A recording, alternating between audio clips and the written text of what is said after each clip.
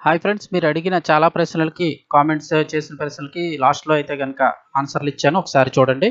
Hi friends, అందరికీ నమస్కారం. Friends, Andhra Pradesh రాష్ట్ర వ్యాప్తంగా అమలు చేయబోతున్న తల్లికి వందనం పథకానికి సంబంధించి ముఖ్యమంత్రి చంద్రబాబు నాయుడు గారు మరొక ముఖ్యమైన ప్రకటన అయితే చేశారు. సో, దానికి సంబంధించి వివరాలు తెలుసుకుందాం. అలాగే అర్హుల లిస్టు కూడా విడుదల చేస్తున్నారు.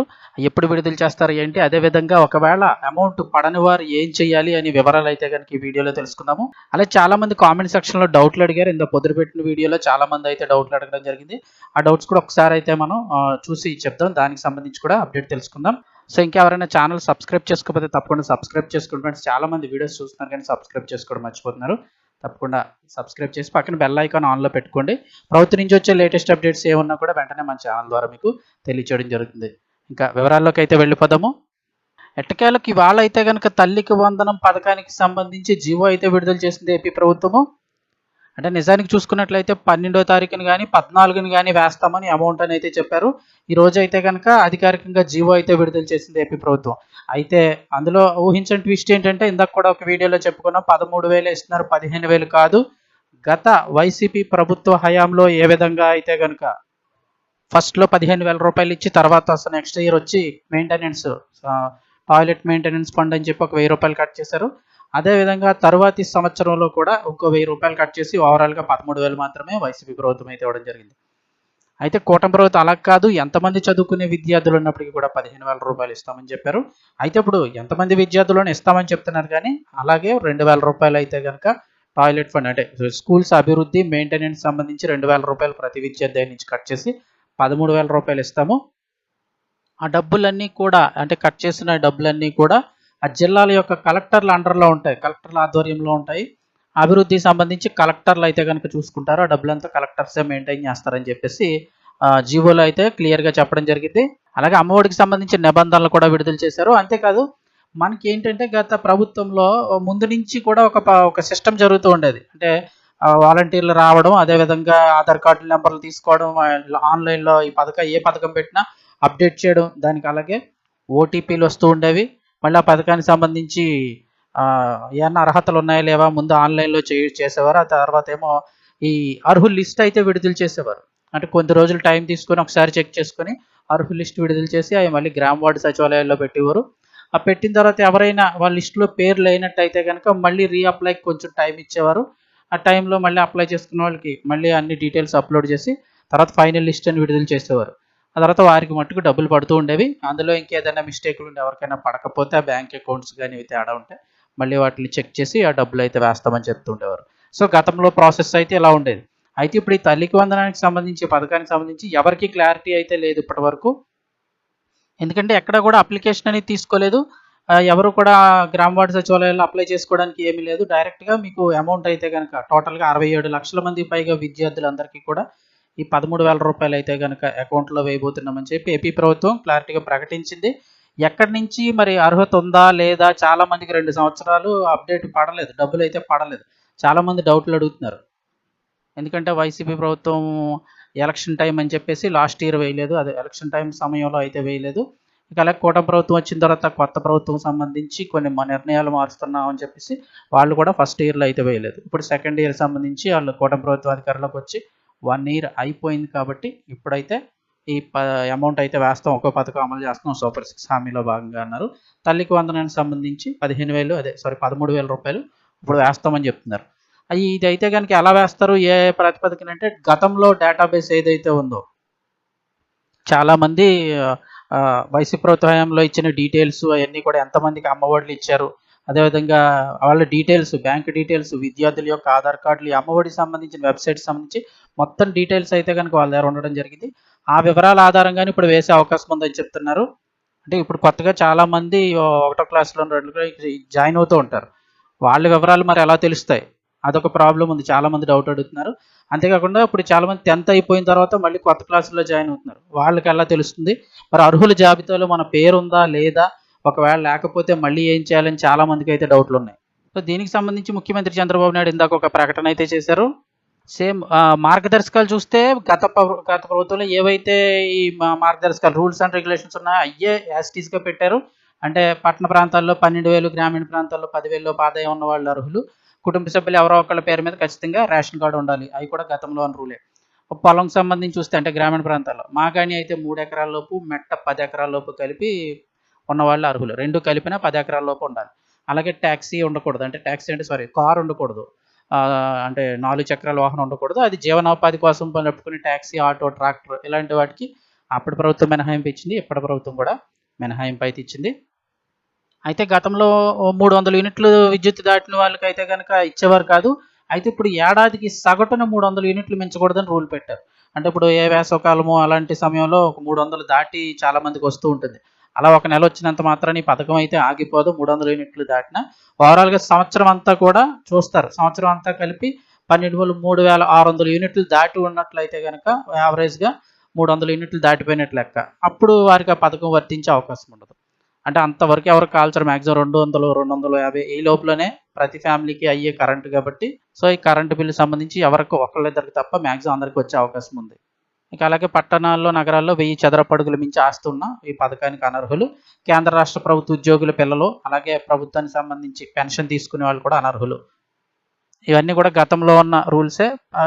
పట్టణ ప్రాంతాల్లో పారిశుద్ధ్య కార్మికులకి మినహాయింపు ఇచ్చారు. ఈ డబ్బులకు సంబంధించి అంటే 12,000, 10,000 ఇలాంటి వాటిల్లో వాళ్ళకి మినహాయింపు ఇచ్చారు. ఇన్కమ్ ట్యాక్స్ ఫైల్ చేసే వాళ్ళకి కూడా డబ్బులు రావు. సో ఇవి గతంలో ఉన్న రూల్సే కంటిన్యూ చేస్తున్నారు. ఒకసారి రూల్స్ చూసుకున్నాం కాబట్టి.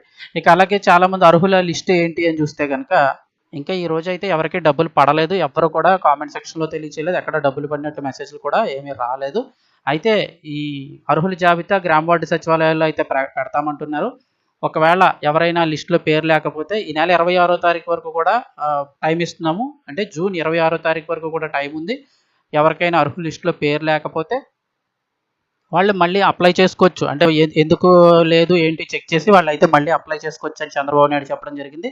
అలాగే 30వ తారీఖు నాటికి ఈ నెల 30 నెలాఖరికి తుది జాబితా అంటే ఫైనల్ లిస్ట్ అయితే కనుక 30వ తారీఖున పెడతాము. సో దాన్ని బట్టి ఇంకా అందరికీ కూడా డబ్బులు అయితే వేసే అవకాశం ఉందని చెప్తున్నారు. అంటే ఇప్పుడు వరకు ఉన్న లిస్టులో అమౌంట్ వేసేసి అర్హుల లిస్ట్ పెడతారా ఏంటనేది అయితే తెలియాల్సి ఉంది. ఎందుకంటే ఫస్ట్లో 12వ తారీఖు, తర్వాత 14వ తారీఖు అని కూడా ఒకసారి ప్రకటనలో అయితే చెప్పారు కాబట్టి ఆలోచిస్తున్నామని.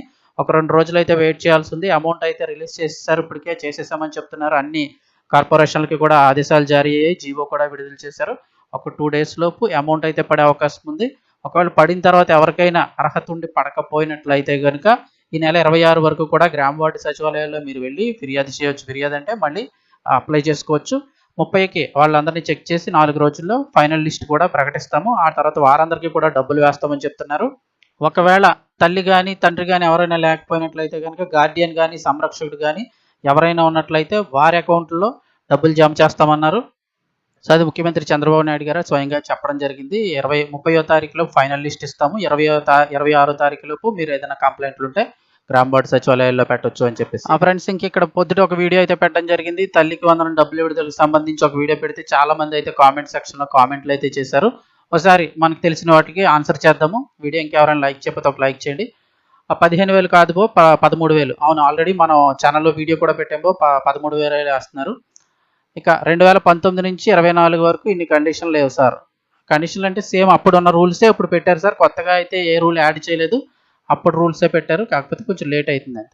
ఉచిత పథకాలు మంచివి కాదు, సోమతనం పెంచుతాయి. Okay sir. డబ్బులు ఎప్పుడు వేస్తారో తెలియదు, వేస్తా అని చెప్పి బకరా చేస్తున్నాడు అంటున్నారు. ఎక్కువ టైమే తీసుకున్నారు. అయితే ఇప్పుడు వేసేస్తామని చెప్తున్నారు. చూడాలి. మొబైల్ నెంబర్ రీఛార్జ్ చేసుకోలేదు. రవి గారు మొబైల్ నెంబర్ రీఛార్జ్ చేసుకోలేదు, అమౌంట్ పడతాయి. ఖచ్చితంగా రీఛార్జ్ చేసుకోండి. ఎందుకంటే ఏదైనా మెసేజ్ వచ్చినా మీరు డబ్బులు పడ్డాయో లేదో చెక్ చేసుకోవాలన్నా మొబైల్ నెంబర్ రీఛార్జ్ కంపల్సరీ ఉండాలి. లేదా వైఫై ద్వారా అన్న అంటే కనీసం ఇన్కమింగ్ వచ్చేటట్టు ఉంటే కనుక మీకు మెసేజ్లు వస్తాయి. లేదా వైఫై అన్న ఏరియాలో మీరు బ్యాలెన్స్ అన్న చెక్ చేసుకోవచ్చు. అన్న మా అమ్మాయి ఇంటర్ చదువుతోంది. తల్లికి వందనం వీరహారిక అన్నది మా తల్లికి వందనం పడుతుందా? కాలేజీలో ప్రూఫ్స్ ఏమీ తీసుకోలేదు. అలా ఎవరి దగ్గర కూడా ప్రూఫ్స్ అయితే తీసుకోలేదండి. గతంలో అమ్మఒడి పడి ఉన్నట్లయితే కనుక మీకు ఆ డేటా ఆధారంగానే ఇప్పుడు డబ్బులు అయితే విడుదల చేయబోతున్నారు కాబట్టి ఖచ్చితంగా అమౌంట్ అయితే పడుతుంది. ఎందుకంటే ఇంటర్ వరకు కూడా అమౌంట్ వేస్తారు కాబట్టి ఇంక 10th చదివేశారు కాబట్టి ఆ డబ్బులు అయితే రావు. ఇంటర్ ఫస్ట్ ఇయర్ అయితే కనుక ఆ డబ్బులు అయితే రావడం జరుగుతుంది. అన్న మా అమ్మాయి ఐటీఐ చదువుకుంటుంది, అమౌంట్ పడతాయా? ఇది ఒక్కసారి అయితే చెక్ చేయాలండి. ఎందుకంటే మీకు ఫీజు రియంబర్స్మెంట్ వస్తుందా మరి లేకపోతే అంటే 1వ క్లాస్ నుంచి ఇంటర్ వరకు మాత్రం ఈ అమ్మఒడికి సంబంధించి అయితే అమౌంట్ వేస్తున్నారు. మిగిలిన డిప్లొమా కోర్సులు అన్నిటికి కూడా ఫీజు రీయింబర్స్మెంట్ అయితే ఇస్తూ వస్తున్నారు. మరి ఇది ఒకసారి అయితే ఈసారి అమౌంట్ వేస్తారా లేకపోతే ఫీజు రీయింబర్స్మెంట్ చేస్తారా అనేది అయితే కొద్ది రోజుల్లో తెలుస్తుంది. ఏదైనా అప్డేట్ వస్తే తప్పకుండా చెప్తాను. అలాగే అన్న ఎలిజిబిలిటీ లింక్ పెట్టరా, ఆల్రెడీ రూల్స్ చెప్పాను బ్రదర్, అది ఒకసారి మళ్ళొకసారి వీడియో చూడండి. రూల్స్ అన్నీ కూడా ఏం కావాలో పెట్టాను, ఎలిజిబిలిటీ రూల్స్.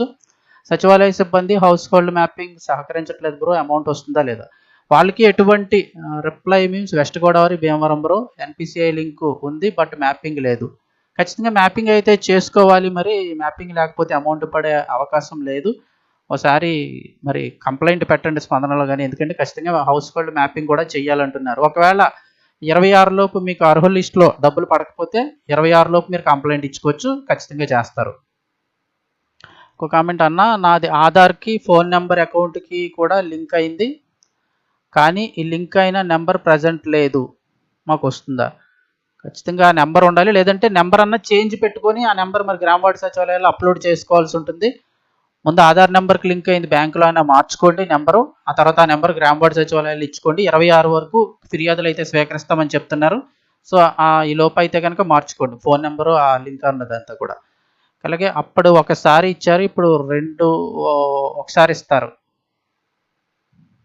ఇక్కడ ఒక కామెంట్ రాశారు, ఎవరిని అప్లై చేయమని చెప్పలేదు. అవును, ఎవరికి చెప్పలేదండి, గతంలో ఉన్న డేటా బేస్ మీద ఇస్తున్నారు. అప్పటికి ఒకరికి ఇచ్చారు, ఇప్పుడు 2 వరకు ఇస్తారు. ఓకే, మాకు రాలేదు, ఇంకా ఎవరికి అమౌంట్ అయితే పడినట్టు ఇప్పుడు దాకా మెసేజ్ రాలేదండి హేమలత గారు. అలాగే ఇక్కడ సత్యారావు వెన్నెల, తల్లికి వందనం ఈరోజు బట్టలు నొక్కడానికి ముసలం దొరకలేదు. సరే సరే సార్. సిహెచ్ స్వాతి, వివరాలు ఏమీ అడగట్లేదు ఎక్కడా కూడా, మా బాబు 4th క్లాస్, మాకు జగన్ ఉన్నప్పుడు పడ్డా, ఇప్పుడు ఏమో తెలియదు మరి. అవును, ఎవరి దగ్గర కూడా వివరాలు తీసుకోవటం లేదండి.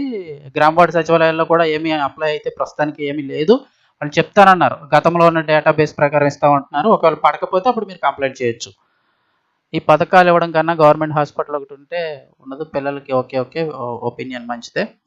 ఎవరికి పడలేదు, అవునండి ఎవరికి పడలేదు. ఆహా అని ఎంతమందికి పడ్డాయి? 15,000. ఇప్పటిదాకా ఎవరికి పడలేదండి. పడితే కామెంట్ సెక్షన్లో తెలియచేయండి, మీకు ఎవరికైనా అమౌంట్ పడినట్లయితే మిగిలిన వారికి కూడా ఇన్ఫర్మేషన్ తెలుస్తుంది.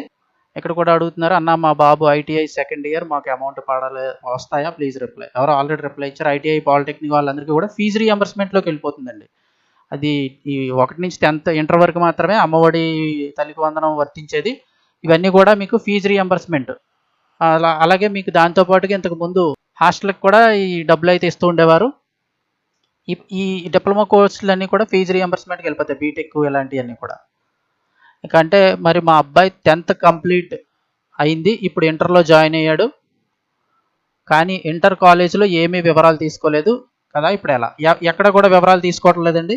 10thలో మీకు 10thలో అంటే పడి ఉండదు, ఎందుకంటే అప్పుడు పథకం అమలు చేయలేదు కాబట్టి. 9thలో కానీ 8thలో కానీ మీకు అమ్మఒడి పడి ఉంటే ఖచ్చితంగా ఇంటర్లో కూడా ఇప్పుడు పడతాయి. ఇంటర్లో ఫస్ట్ ఇయర్లో మీకు అమౌంట్ వస్తుంది, కొద్దిగా వెయిట్ చేయండి. రీసెంట్లీ కంప్లీటెడ్ 12th అమౌంట్ పడతాయంటే ఇంక పడదు, ఎందుకంటే 12th అయిపోయిన తర్వాత రాదు. మీరు తర్వాత ఏదైనా బీటెక్లో కిందలో కన్నా వెళ్తే ఫీజు రీయింబర్స్మెంట్లోకి వెళ్ళిపోతారు మనీ. అలాగే పిఎస్కి అడుగుతున్నారు, అసలు ఎవరికి వేస్తున్నారు అని తెలియడం లేదు. ఎప్పుడు మా అబ్బాయి ఇంటర్ 2nd ఇయర్, ఈ ఇయర్ మార్చికి కంప్లీట్ అయింది. సో మా అబ్బాయికి 15,000 అయితే వస్తాయో చెప్పు బ్రో. రాదు బ్రో, ఇంటర్ కంప్లీట్ అయిపోతే కనుక ఇంకా రాదు. మీరు తర్వాత ఏమన్నా బీటెక్లో జాయిన్ అయితే ఇంకా ఫీజు రీయింబర్స్మెంట్ అందులోకి వెళ్ళిపోతారు, ఇంటర్ కంప్లీట్ అయిపోతాయి. లేదా 2nd ఇయర్ చదువుతుంటే ఈ సంవత్సరం మటుకు డబ్బులు పడతాయి. సో ఇవి మనకు కామెంట్ సెక్షన్లో ఉన్న డౌట్స్ అయితే కనుక. ఇంకేమైనా ఈ వీడియోలో ఏదైనా కామెంట్ సెక్షన్లో మీకు డౌట్స్ ఉంటే అడగండి, నెక్స్ట్ వీడియోలో అయితే తెలుసుకుందాము. అలా వీడియోని తప్పకుండా లైక్ చేయండి. మరిన్ని అప్డేట్స్ కోసం ఛానల్ని సబ్స్క్రైబ్ చేసుకోండి. ఓవరాల్గా తల్లికి 13,000 రూపాయలు అయితే ఇస్తున్నారు తల్లికి వందనం పథకం కింద.